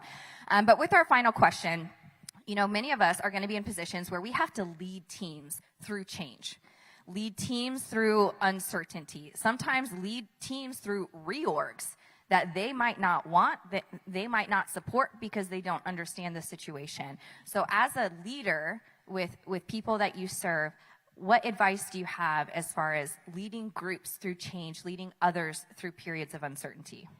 I mean, if you were to all look at each other around the table that you're sitting at, do you know each person at your table? You know probably some of them, but if you were to now switch and move from your table to another table, I think you'll get a sense of the importance of being open to others and to understanding that it's all about people and personalities, right?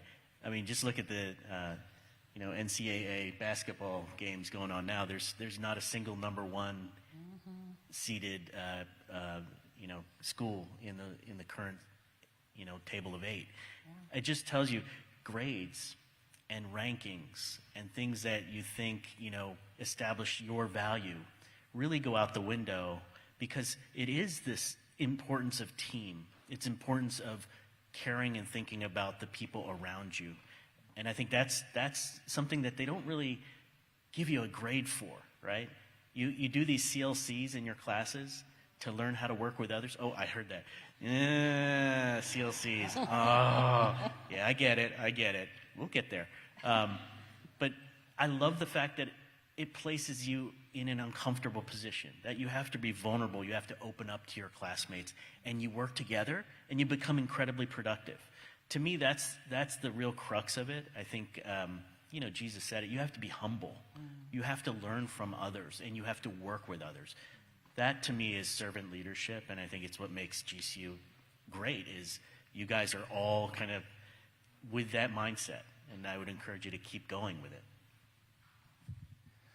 Yeah, change is hard. We as humans get comfortable.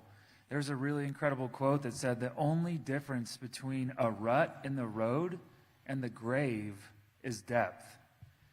We will get into a lane and just stay in that lane because it's comfortable.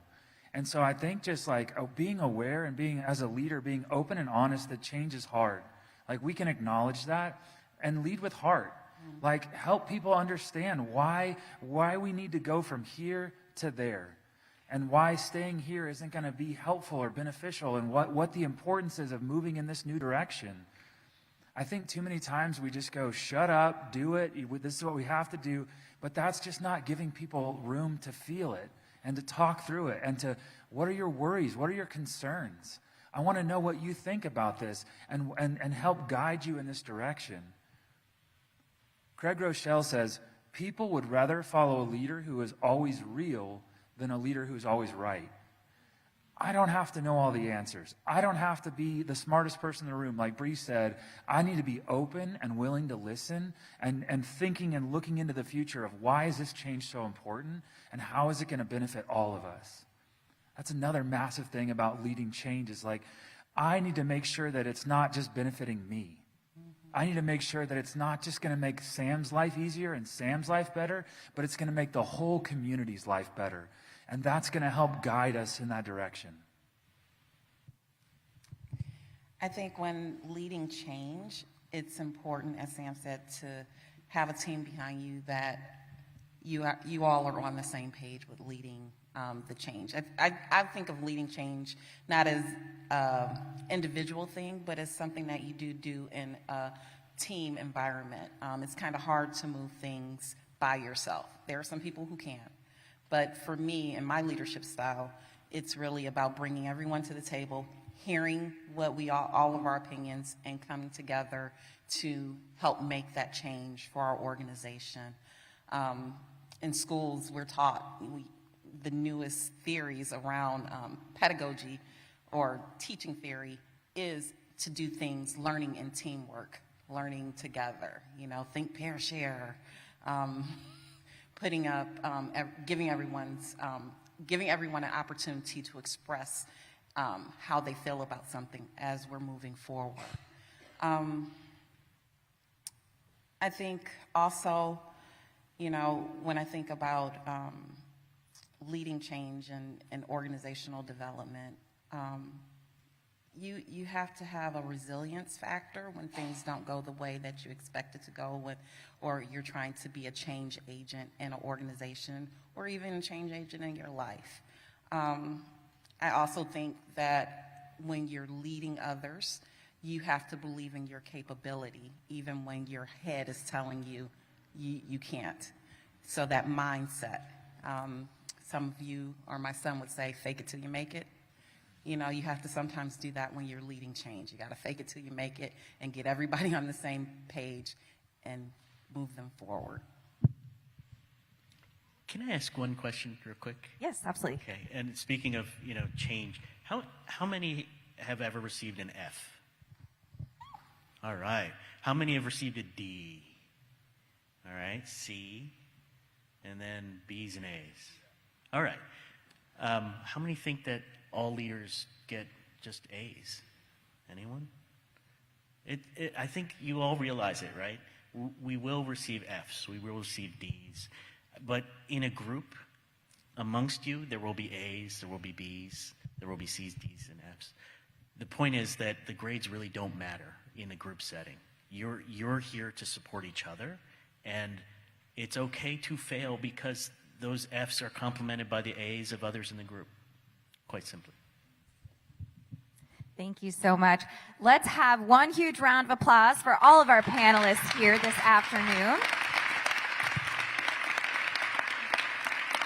Let's do a quick temperature check. How are we feeling? Are we walking away with some good insight, maybe different perspective, different ways to think about what we mean when we say failure? Are we doing okay? All right. Well, that is the goal. So I'm going to give you a quick rundown of the rest of the agenda today. So we are coming up on noon. For the next hour and a half, we have a few things going on for you. So one, over in my left side over here, we are going to have Coach Dar sticking around for a little bit to do some book signing, take photos. So if any of you guys are looking to meet and greet with Coach Dar, she will be here. If any of you guys are like a breakfast for lunch kind of personality, breakfast is still available. If you prefer a pasta bar, we do have an Italian buffet waiting just outside these doors. So you'll actually exit out the main entrance to this building and work your way to the baseball lawn. We have a full Italian buffet, so feast your hearts out, eat all of the food there is to offer. On that baseball lawn, we also have 16 different employers from around the valley here to talk to you a little bit more about their companies, their organizations, what they have available as far as jobs. And it's a great opportunity to just network, practice getting uncomfortable, right? Approach, small talk, learn more about these companies and what they do here in the valley. And then at 1:30, we start our breakout sessions. So if you guys look into the binder within the bag you received at check-in, there are 6 different breakout session options, and you have a breakout session 1 and a breakout session 2. So at 1:30, you will pick one of those 6 options to attend. 4 of those classrooms are located right across the hallway, and then 2 of them are in the soccer stadium just across the way here. So all very close and nearby. But do start to browse through that list over lunch to see which session you might be attending first. And then again, you'll pick 2 of those 6 before we wrap up the day. So at this point, we are officially dismissed for lunch. Again, 1:30 is when your breakout session resumes. Have a good break.